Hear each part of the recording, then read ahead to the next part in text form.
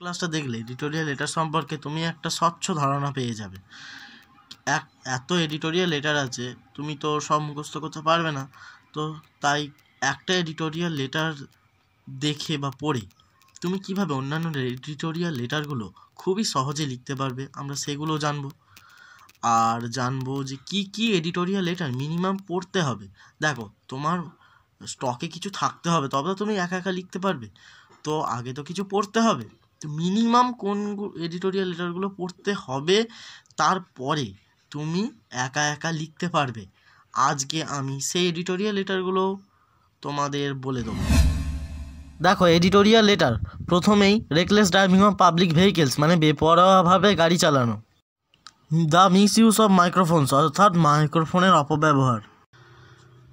3 number, hazards of using polythene bags, প্লাস্টিকের অত্যাধিক ব্যবহারের ফলে কি ক্ষতি হচ্ছে। আজকে আমরা এই এডিটোরিয়াল লেটারটা লিখে দেখিয়ে দেবো যে এডিটোরিয়াল লেটার লেখাটা কতটা সহজ।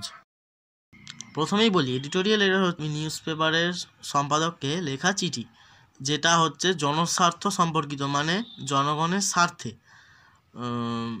পাবলিকের যে কোনো সমস্যা তার বিষয়ে তুমি এডিটরকে বা সম্পাদককে জানাতে পারো সমস্যাটা। এটাই হচ্ছে এডিটোরিয়াল লেটার।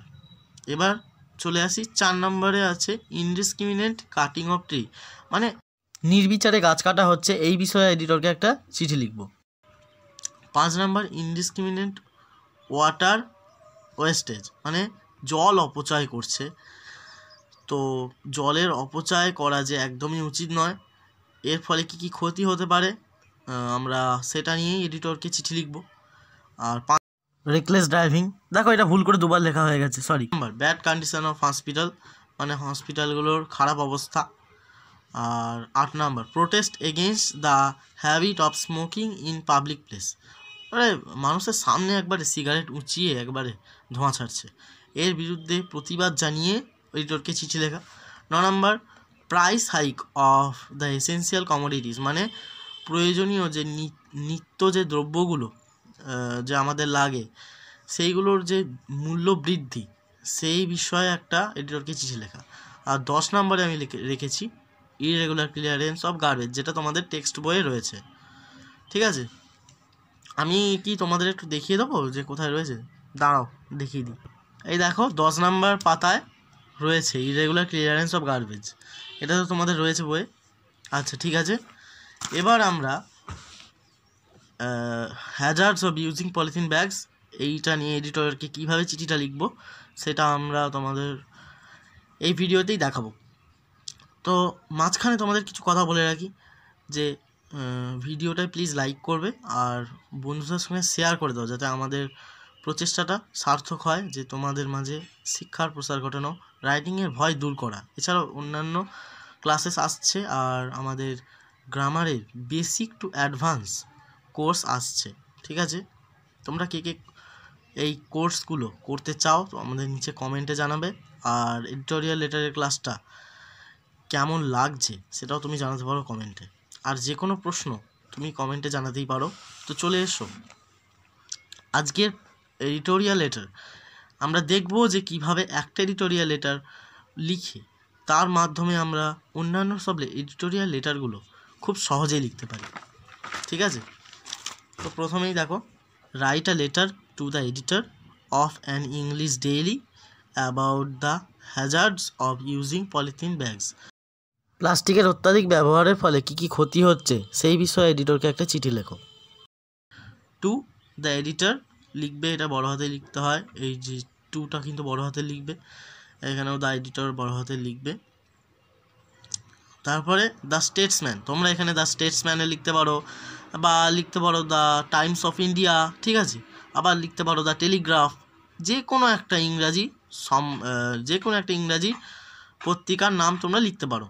এবার নিচে ঠিকানাটা দিয়ে দিলে কলকাতা 700001।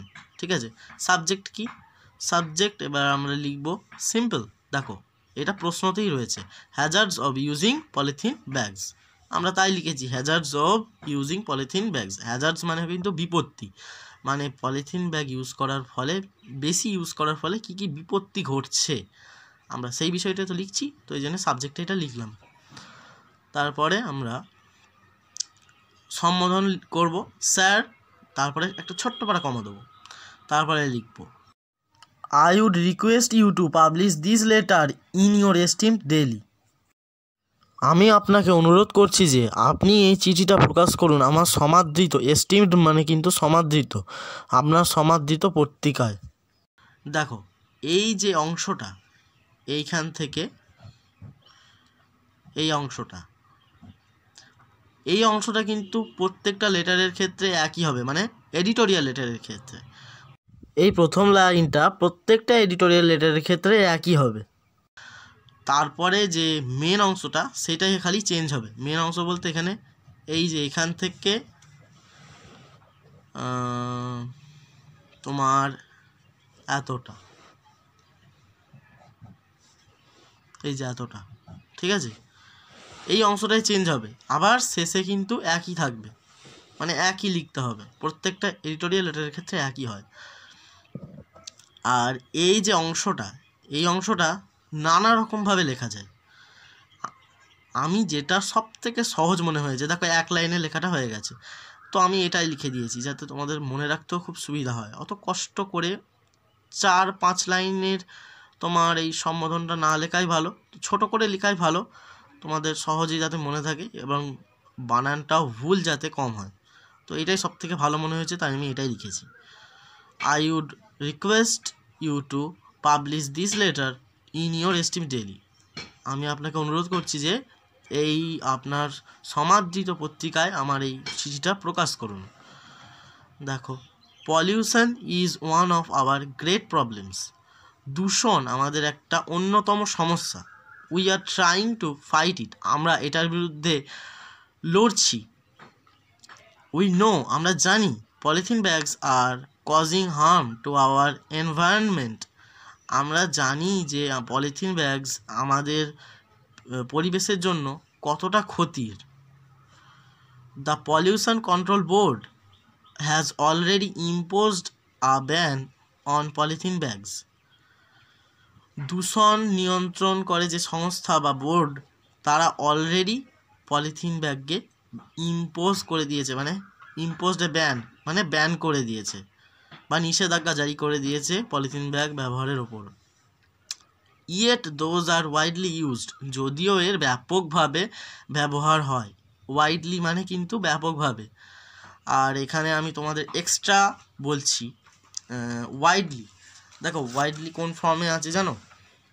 ওয়াইডলি অ্যাডভার্বস ফর্মে আছে, এর মানে হচ্ছে ব্যাপকভাবে। দেখো অনেক সময় ট্রান্সফরমেশন অফ সেন্টেন্সে কি হয়, তোমাদের বলে দিল অ্যাডভার্ব থেকে এটা করো নাউনে, নাউন ফর্মে চেঞ্জ করো, তখন ওয়াইডলি নাউন ফর্ম কি? উইডিথ। আবার ওয়াইডলির verb form widen, WIDEN, widen. আর ভার্বের এই উইডেনের অ্যাডজেক্টিভ ফর্ম হচ্ছে ওয়াইড। তো এই যে এই ফর্মগুলো, এগুলো কিন্তু মুখস্থ করতে হয়, না হলে তোমরা পারবে না পরীক্ষায়, কিন্তু না হলে 1 নাম্বার পাবে না। কারণ গ্রামারে এই ট্রান্সফরমেশন অফ সেন্টেন্সে অনেক সময় এগুলো দিয়ে থাকে, ঠিক আছে? এগুলো কিন্তু মুখস্থ করবে।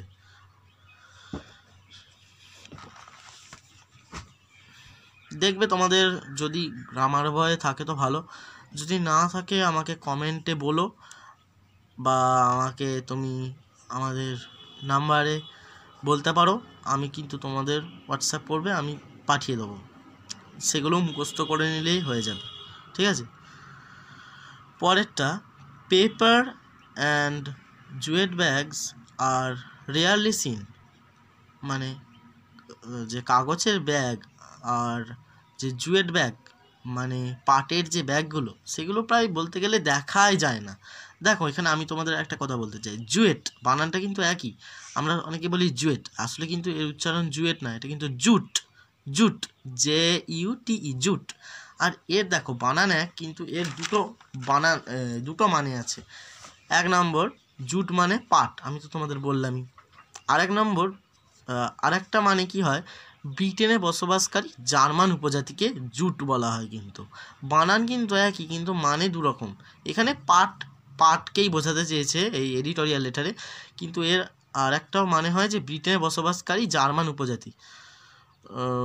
মানে একটা সম্প্রদায়কেও জুট বলে ডাকা হতো। বুঝতে পারলে? তো আমাদের তো এগুলো জানতে হবে, ঠিক আছে? তো আমরা আমাদের কাগজের ব্যাগ এবং পাটের ব্যাগ প্রায় দেখাই যায় না। People are using polythene bags, forgetting the hazards those are creating. মানুষজন পলিথিন ব্যাগ ইউজ করছে ভুলেই গেছে যে এর ফলে যে কি বিপত্তির সৃষ্টি হচ্ছে। উই নো, আমরা জানি, polythene can not be destroyed, আমরা জানি যে প্লাস্টিককে কখনো ধ্বংস করা যায় না। অনলি ফায়ার ক্যান বার্ন ইট, একমাত্র আগুনই এটাকে পোড়াতে পারে।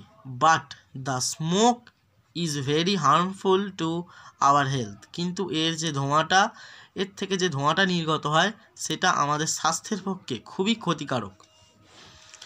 The thrown away polythene pouches clog the drains,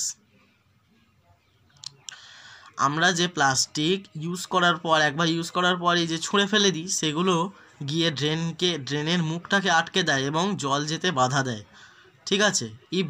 যদি আমরা এটাকে আবার পুঁতে দিই, তাহলে they prevent the growth of plants, তারা আবার গাছের বৃদ্ধিকেও ত্বরান্বিত করে, গাছের যে গ্রোথ বা বৃদ্ধিকেও ত্বরান্বিত করে বা বাধা দেয়। দে আর ইউজার ফ্রেন্ডলি, তারা কিন্তু ব্যবহারের খুবই উপযোগী, ইউজার ফ্রেন্ডলি, কিন্তু but not at all eco friendly, কিন্তু পরিবেশ বান্ধব নয়। তাদের ব্যবহার খুবই উপযোগী, কিন্তু এটা পরিবেশের উপযোগী নয়, পরিবেশের ক্ষতি করে, ঠিক আছে? The authorities should organise awareness campaigns মানে দেখো আমরা লিখে দিয়েছি, ক্যাম্পেইনস মানে প্রচার অভিযান।